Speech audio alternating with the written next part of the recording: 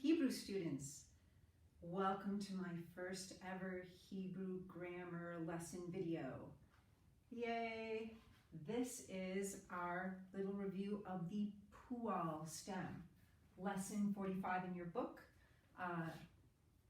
The quiz is this week on lessons 45, 46, 47, so this is the review for lesson 45.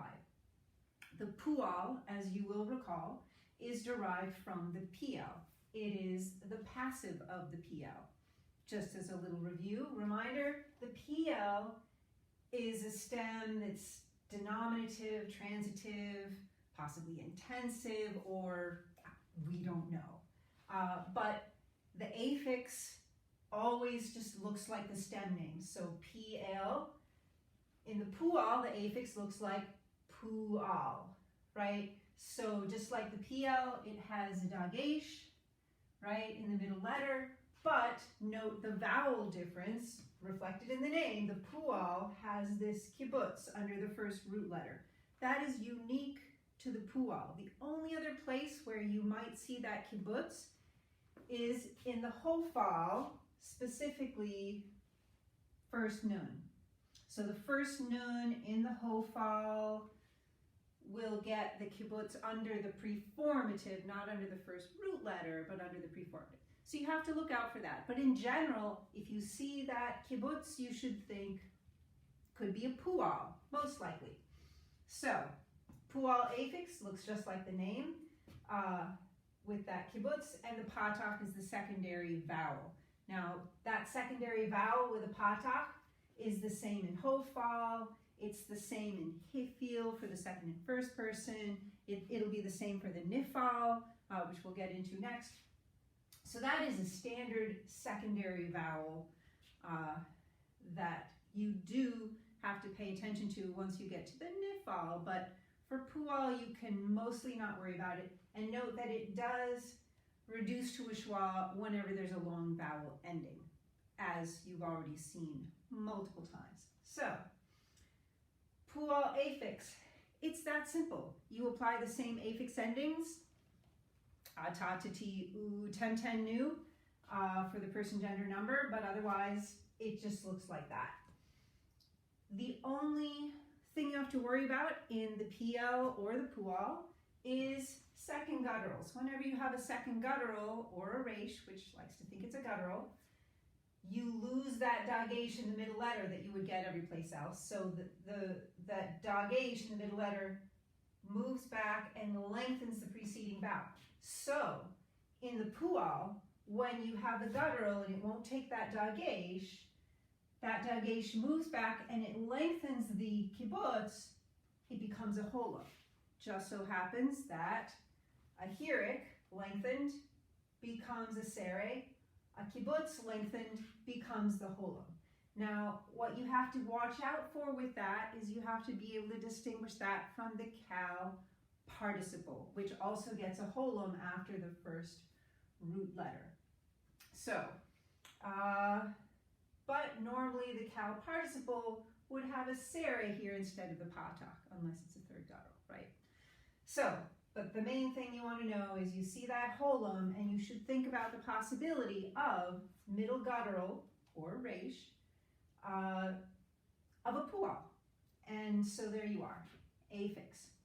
Now, the prefix, just like the PL, okay, the prefix is got to be either yod, tav, aleph, or nun, right?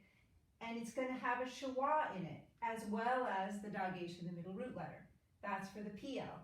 The vowels, patach, sere. The Pual is exactly like it, right? So it has the dagesh, it has a prefix with a schwa under it, just like the PL, but it gets its characteristic vowel, that kibbutz, followed by the same patach that you have in the affix.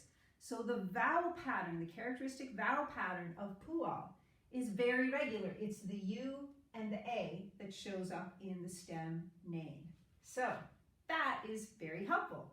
The only exception, again, is the second guttural. So whenever you have a second guttural, it won't take that dagesh, so the dagesh moves back and it lengthens the kibbutz to this holum. So again, you'll still have the prefix with a schwandrit, so you know it's prefix form, and you know it's got to be PL because, or PL or Pual because of that schwa. You notice the holum and it's a guttural, so that's a lengthened Pual. Okay. Note when you have a long vowel ending in the PL, that secondary vowel reduces to a patach schwa because gutturals like flavor with their schwas. For whatever reason in the Pual, that doesn't happen. I'm sure you're not even going to notice, it won't bother you, but there it is. For whatever reason, it just doesn't get that flavor in the Pual. So, moving on to participles. Participles, you get the ing in the translation, right? Just like the PL, again, you have the mem preformative with a schwa underneath. So Pual, mem preformative, schwa underneath. And then there's that characteristic kibbutz, right? So how do you tell it apart from the affix or from the prefix or what? Well, the mem tells you it's participle, right? So yeah, but know that you get a comets here instead of the patach. So for the affix and for the prefix, you get a patach, right? But for the participle, you get a comets. And again, it reduces to a schwa whenever there's a long vowel ending, which is everything except for the masculine singular. Again, second guttural won't take that dagesh, which does show up otherwise, right? So that second guttural, the dagesh again, lengthens the kibbutz to the holum.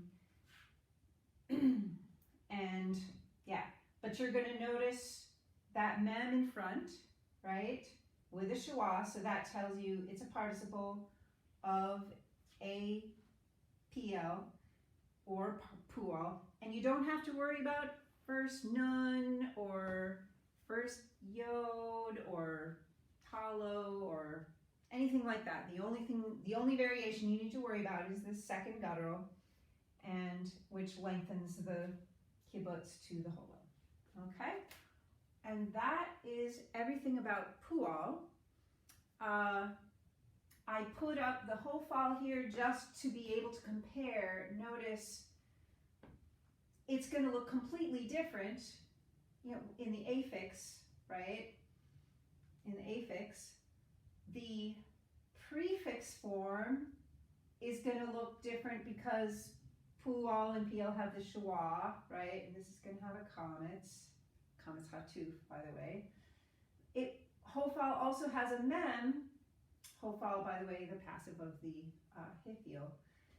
Hofal also has the mem, but notice it has the characteristic vowel pattern of hofal, so hofal, mofal, right? Notice the participle has the comets, just like the comets for the participle in the Pual. Otherwise, the patach is a secondary vowel. The only thing you need to worry about really in comparing hofal and Pual is when you get the first nun, whether it's affix, prefix, or participle, whatever that preformative will have the kibbutz underneath. When the first nun disappears as a dagesh, that's going to make it look pretty much exactly like,